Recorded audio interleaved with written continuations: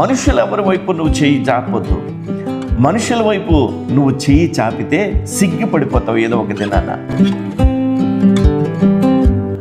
మనుషుల వైపు నీ చేతులు ఎత్తితే ఏదో ఒక దినాన నువ్వు సిగ్గుపడాల్సి వస్తుంది. కానీ దేవుని వైపు చేతులు ఎత్తితే ఆయన మనల్ని ఎన్నటెన్నటికి సిగ్గుపరచజాలడు.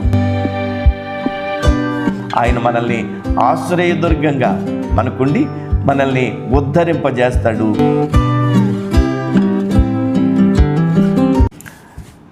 దేవుని పరిశుద్ధమైన నామానికి స్తోత్రాలు.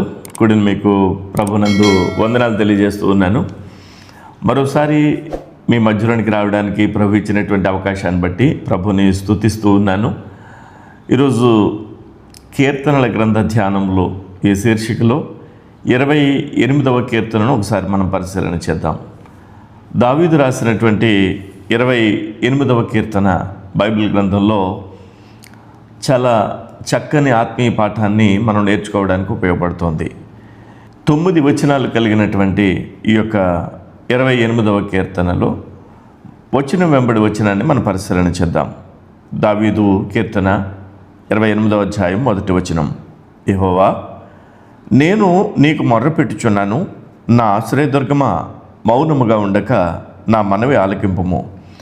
నీవు మౌనముగా నుండి నీడల నేను సమాధిలోనికి దిగువారి వలె అగుదును.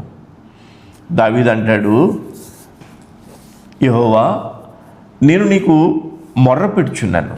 దావీదుకు ఉండేటువంటి అత్యంత దేవునికి ఇష్టమైనటువంటి లేదా మనం నేర్చుకోవాల్సినటువంటి విషయం దేవునికి మొర్ర పెట్టేటువంటి గుణం, మొర్ర పెట్టేటువంటి అలవాటు.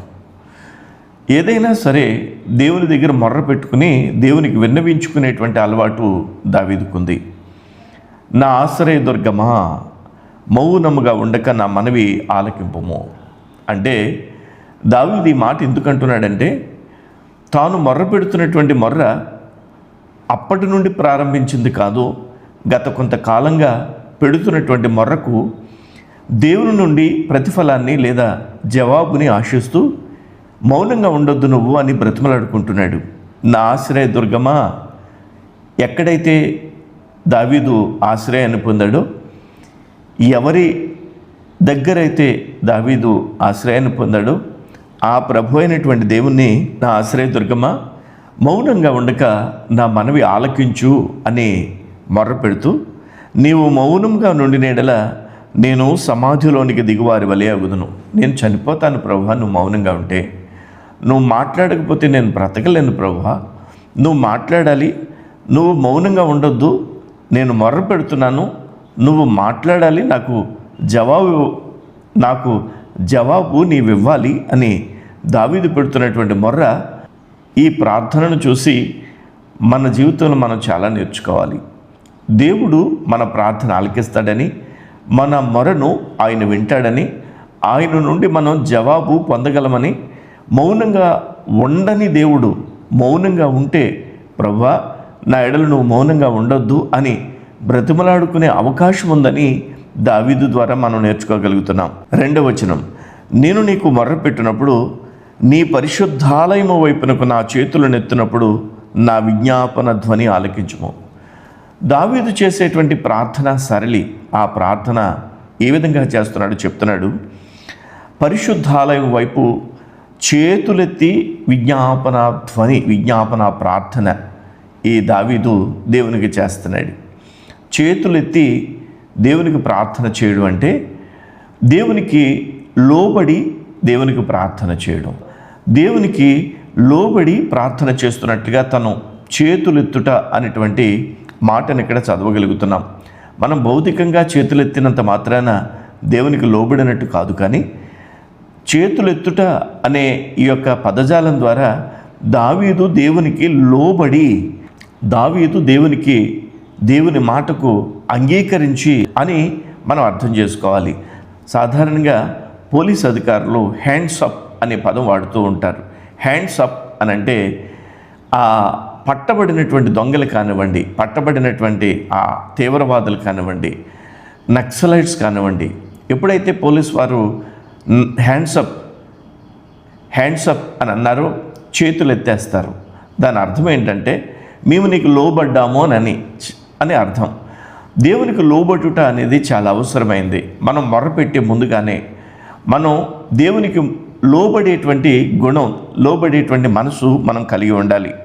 నేను నీకు మొర్రపెట్టినప్పుడు నీ పరిశుద్ధాలయము వైపునకు నా చేతులను ఎత్తినప్పుడు నా విజ్ఞాపన ధ్వని ఆలకింపుము. ఎవరి వైపు దావీదు చేతులెత్తుతున్నాడు? దేవుని పరిశుద్ధాలయం వైపు, అంటే దేవుని వైపు తన చేతులు ఎత్తుతున్నాడు. మానవుల వైపు తన చేతులు ఎత్తడం లేదు. సాధారణంగా ప్రార్థన ఏమో దేవుని దగ్గర చేస్తాం, మన చేతులు ఎత్తడమేమో మనుషుల దగ్గర చేతులు ఎత్తుతాం. కాదు, దేవుడు ఎలాంటి దేవుడు అంటే మనకి నిశ్చయంగా సహాయం చేయగలిగినటువంటి దేవుడు. ఆయన వైపు మన చేతులు ఎత్తినప్పుడు దేవుడు మనకు సహాయం చేయగలిగినటువంటి దేవుడు అయి ఉన్నాడు. నా విజ్ఞాపన ధ్వని ఆలకించుమా అని అంటాడు. దావీదు విజ్ఞాపన చేస్తున్నాడు, అది బిగ్గరగా చేస్తున్నాడు. ఆ నోట్లో గొనుక్కుంటున్నట్లుగా, లేదా శబ్దం లేకుండా మౌనంగా కాదు, కానీ ధ్వని చేస్తున్నాడు, విజ్ఞాపన ధ్వని చేస్తున్నాడు, దేవునికి మొర్ర పెడుతున్నాడు దావీదు. 3వ వచనం, భక్తిహీనులను పాపము చేయువారిని నీవు లాగివేయినట్లు నన్ను లాగివేయకుము. ప్రభా, పాపము చేయువారిని, భక్తిహీనులను నీవు లాగివేసినట్లుగా నన్ను లాగివేయొద్దు. అంటే ఈ మాటను బట్టి మనం అర్థం చేసుకోవాల్సిందేంటి? ప్రభా, నేను పాపము చేయువారితో లేను, నేను భక్తిహీనులతో లేను, నీవు నన్ను వారిని లాగివేసినట్లుగా నన్ను లాగివేయొద్దు అని దావీదు మొర్రపెట్టుకుంటున్నాడు. తన మనస్సాక్షి తన మీద నిందారోపణ చేయడం లేదు అని ఇది ఈ మాటను బట్టి మనం అర్థం చేసుకోవాలి. వారు దుష్టాలోచన హృదయంలో నుంచుకుని తమ పొరుగు వారితో సమాధానముగా మాట్లాడుతారు. భక్తిహీనులు కానీ లేదా పాపము చేయువారు కానీ వారి యొక్క హృదయంలో ఒకటి ఉంచుకుని పొరుగు వారితో సమాధానంగా ఉన్నట్లుగా, ప్రేమ వలకపోస్తున్నట్లుగా మాట్లాడతారు. కానీ అది దేవునికి ఇష్టం లేనిది. కాబట్టి మనం గమనించాల్సింది, మన యొక్క హృదయాంతరంగాన్ని పరిశీలన చేసే దేవుడని దావీదు ఇక్కడ తన యొక్క మాట ద్వారా తెలియజేస్తున్నాడు. నీ హృదయాన్ని, నా హృదయాన్ని, అంతరంగాన్ని పరిశీలన చేసే దేవుని ముందు మనం ఏమి దాయగలం, ఏమి దాస్తాం? కాబట్టి దేవునికి దాచి చేసేటువంటి ప్రార్థన, లేదా ఏదో మర్మయుక్తంగా చేసేటువంటి ప్రార్థన దేవుని ఎదుట చేయనేయకూడదు. దేవుని ఎదుట యథార్థమైనటువంటి హృదయంతో ప్రార్థన చేయాలి. ఇక్కడ దావీదు అదే అంటున్నాడు, ప్రభా, నా పొరుగు వారితో నేను హృదయంలో దుష్టాలోచన పెట్టుకుని నేను వారితో మాట్లాడడం లేదు, నేను యథార్థంగానే ఉన్నాను, నేను భక్తిహీనుల వలె పాపము చేయు వారితో కలిసి లేను ప్రభా, నన్ను లాగివేయొద్దు అని అంటాడు. 4వ వచనం, వారి క్రియలను బట్టి, వారి దుష్ట క్రియలను బట్టి వారికి ప్రతీకారము చేయము, వారు చేసిన పనిని బట్టి వారికి ప్రతీకారము చేయము, వారికి తగిన ప్రతిఫలమేమో. దావీదు అంటాడు, వారి క్రియలను బట్టి, వారి దుష్ట క్రియలను బట్టి వారికి ప్రతీకారం చేయము. ఎవరు? భక్తిహీనులు, పాపము చేసేవారు. వారి యొక్క క్రియలు లేదా వారి యొక్క దుష్ట క్రియలను బట్టి వారికి ప్రతీకారం చేయి, వారు చేసిన పనిని బట్టి వారికి ప్రతీకారం చేయి, వారికి తగిన ప్రతిఫలమేమో అని దేవుని ఎదుట ప్రార్థన చేస్తున్నాడు. అంటే తన మనస్సాక్షి తన మీద ఏమాత్రం నిందారోపణ చేయడం లేదని దేవుని ముందు యథార్థమైనటువంటి మనస్సుతో, పశ్చాత్తాపంతో కూడినటువంటి మనస్సుతో దేవుని ముందు లోబడినటువంటి వ్యక్తిగా దావీదు ప్రార్థన చేస్తున్నట్టుగా మనం గమనిస్తాం. అయితే దావీదు చేసేటువంటి ప్రార్థనకు వెంటనే జవాబు రాలేదు. దావీదు చేస్తున్నటువంటి ప్రార్థనకు దేవుని నుండి జవాబు రాలేదు. కాబట్టే దావీదు అంటున్నాడు, మౌనంగా ఉండొద్దు ప్రభా అని అంటున్నాడు. నీ జీవితంలో అనేక రోజులుగా లేదా అనేక నెలలుగా, అనేక సంవత్సరాలుగా ప్రార్థన చేస్తుంటే, మొర్ర పెడుతుంటే దేవుడు నీకు మౌనంగా ఉన్నట్లుగా అనిపిస్తోందా? దేవుడు తప్పకుండా సహాయం చేయగలిగిన దేవుడు. మౌనంగా ఉన్న ఆ సమయంలో దావీదు ఏం చేశాడో, దావీదుకి దేవుడు ఏం చేశాడో ఈ కీర్తనలో పరిశీలన చేద్దాం. యెహోవా కార్యములను వారు లక్ష్యపెట్టరు, యెహోవా హస్తకృత్యములను వారు లక్ష్యపెట్టరు, కావున ఆయన వారిని వృద్ధిపరచక నిర్మూలము చేయును. ఎవరంటే భక్తిహీనులు, పాపము చేయవారు యెహోవా కార్యాలని లక్ష్యపెట్టరంట. ఆయన యొక్క హస్తకృత్యములను వారు లక్ష్యపెట్టరు. సృష్టిని దేవుడు మరి చేశాడని వారు లక్ష్య పెట్టారట. సూర్య చంద్ర నక్షత్రాలని, ఈ భూమి మీద ఉన్నటువంటి సమస్తాన్ని దేవుడే చేశాడు అని వాళ్ళు గుర్తించరట. కావున ఆయన వారిని వృద్ధిపరచక నిర్మూలము చేయును అని చెప్పి వ్రాయబడింది. నిజమే, నిర్మూలము కాబడబోయేటువంటి ప్రజలు దేవుని యొక్క హస్తకృత్యములు లేదా దేవుని యొక్క కార్యములు గమనించిన వారు, లక్ష్య పెట్టని వారు ఈ భూమి మీద ఈ భౌతికంగానే వారు పరిశీలన చేస్తారు. కానీ మరణము తరువాత ఉండేటువంటి ఆత్మ సంబంధమైనటువంటి ఆ నిత్యరాజ్య వారసత్వాన్ని గురించి వారు అసలు ఆలోచించరు. వారు నిర్మూలమైపోతారు అని చెప్పి ఈ వాక్యంలో గమనిస్తాం. 6వ వచనం, యెహోవా నా విజ్ఞాపన ధ్వని ఆలకించి ఉన్నాడు, ఆయనకు స్తోత్రము కలుగునుగాక. ఏంటి, మొదటి వచనంలో మౌనంగా ఉండొద్దన్నాడు, 6వ వచనం వచ్చేసరికి నా విజ్ఞాపన ధ్వని ఆలకించి ఉన్నాడు, ఆయనకి స్తోత్రము కలుగునుగాక అని అన్నాడు. అంటే దేవుడు ప్రార్థన ఆలకించేవాడు, దేవుడు విజ్ఞాపన ధ్వనిని వినేవాడు, దేవుడు మన యొక్క మొరను వినేవాడు అని ఈ యొక్క మాట ద్వారా మనం తెలుసుకోవాలి.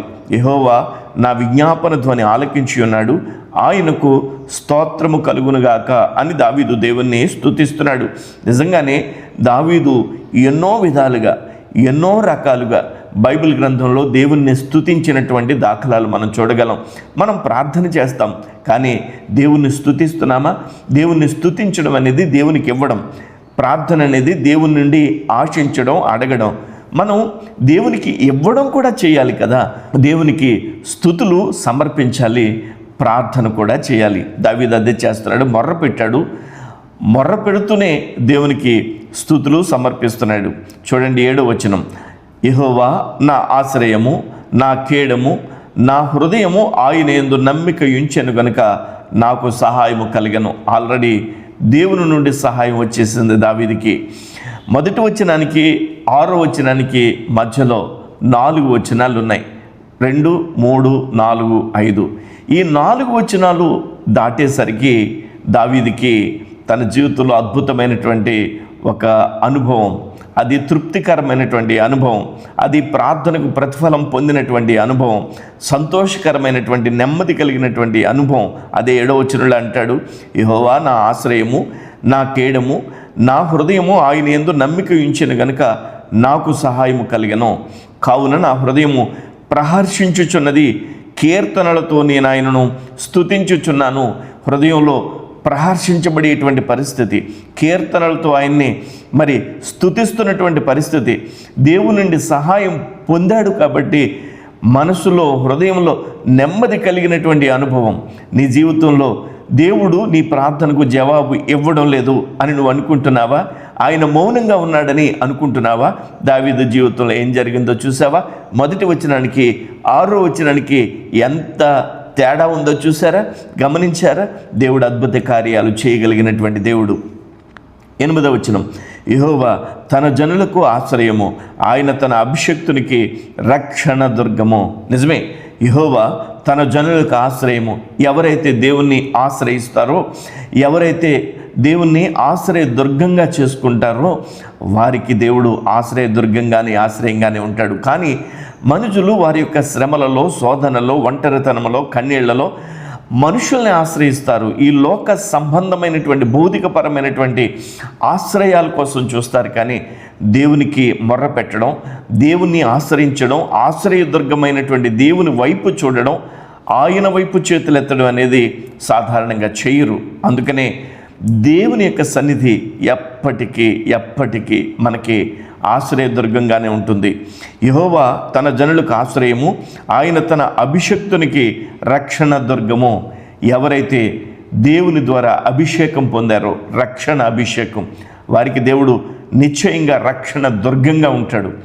శత్రువు ఎలాంటి బాణములు వేసిన, శత్రువు ఎలాంటి భయంకరమైనటువంటి యుద్ధం చేసిన రక్షణ దుర్గమైనటువంటి దేవునిలో మనం ఆశ్రయం పొందాం కాబట్టి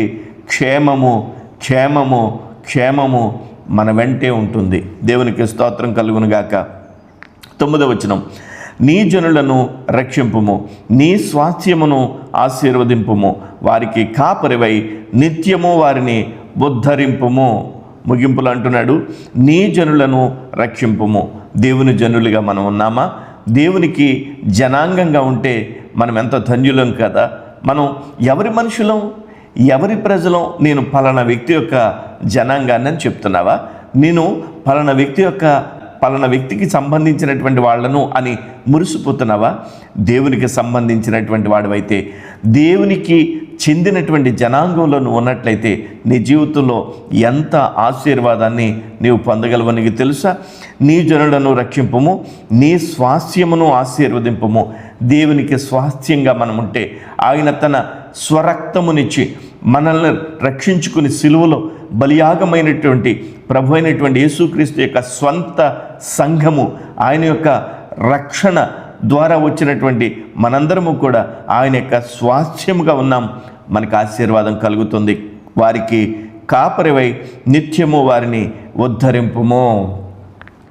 వారికి కాపరివై నిత్యము వారిని ఉద్ధరింపుము. నిజమే, దేవుడు మనకి కాపరిగా ఉంటే మన జీవితాల్లో అత్యంత ఆనందకరమైనటువంటి ఉద్ధరించేటువంటి దేవుణ్ణి మనం కలిగి ఉన్నాము అనేటువంటి అనుభవంలో మనం ఉంటాం. కాబట్టి మౌనంగా దేవుడు ఉన్నాడని, నీ ప్రార్థనకు జవాబు రాలేదని కృంగిపోవద్దు. ఈ యొక్క కీర్తన ద్వారా నీకు అవసరమైన అద్భుతమైనటువంటి వివరణ ప్రభువారు మనకు అనుగ్రహించాడు. కాబట్టి ధైర్యంగా ఉండు, సంతోషంగా ఉండు. దేవుని నుండి జవాబు రాబోతుంది, ఖచ్చితంగా రాబోతుంది, నిశ్చయముగా రాబోతుంది. 4 అడుగులు మొదటి వచనం నుంచి 6వ వచనానికి వచ్చేసరికి దావీదు యొక్క కీర్తన పదాల పరంపర మారిపోయింది. సంతోషంతో, సమాధానంతో, స్తుతులతో ప్రహర్షించేటువంటి స్థితిలోనికి మారిపోయింది. కాబట్టి ఇలాంటి అనుభవం నీవు కూడా సంపాదించుకోవాలని, నీ జీవితంలో కూడా మనుషుల ఎవరి వైపు నువ్వు చేయి చాపొద్దు. మనుషుల వైపు నువ్వు చెయ్యి చాపితే సిగ్గుపడిపోతావు ఏదో ఒక దినాన్న. మనుషుల వైపు నీ చేతులు ఎత్తితే ఏదో ఒక దినాన్న నువ్వు సిగ్గుపడాల్సి వస్తుంది. కానీ దేవుని వైపు చేతులు ఎత్తితే ఆయన మనల్ని ఎన్నటెన్నటికి సిగ్గుపరచ జాలడు. ఆయన మనల్ని ఆశ్రయదుర్గంగా మనకుండి మనల్ని ఉద్ధరింపజేస్తాడు. దేవుడి మాటలు దీవించి ఆశీర్వదించి మనల్ని బలపరచునుగాక. ఆయన స్వాస్థ్యముగా, ఆయనను రక్షణ దుర్గంగా కలిగి ఉండడానికి నీకు, నాకు, మనందరికీ దేవుడు సహాయం చేయనుగాక. ఒకవేళ మీలో ఎవరైనా ఆయనని ఆశ్రయదుర్గంగా కలిగి ఉండలేదా, రక్షణ దుర్గంగా కలిగి ఉండలేదా, లేదా ఆయనకి స్వాస్థ్య భాగంగా మీరు మార్చబడలేదా? ప్రభువైనటువంటి యేసుక్రీస్తునందు విశ్వాసం ఉంచు, నమ్మి మారు మనసు పొంది బాప్తిసం పొంది ఆయన యొక్క సంఘంలోనికి చేర్చబడు. ఆయనకి స్వాస్థ్యముగా నీవు ఉండడానికి, నిత్య రాజ్య వారసత్వం పొందడానికి ప్రభు మనందరికీ సహాయం చేస్తాడు. దేవుడి మాటల్ని మనందరి కొరకు దీవించి ఆశీర్వదించును గాక. Amen, amen, amen.